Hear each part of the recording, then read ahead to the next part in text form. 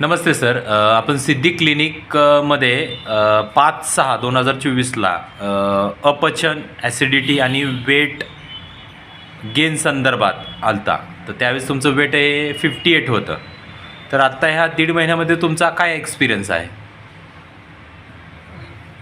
Weight खूप कमी होतं, त्यामुळे मी क्लिनिकला व्हिजिट केली. मला प्रॉपर वेट गेन करायचं होतं हां. आणि त्यावेळी माझं 58 वेट होतं आणि त्यानंतर तुम्ही दिलेले सगळे मी फॉलोअप केले, जे मेडिसिन वगैरे.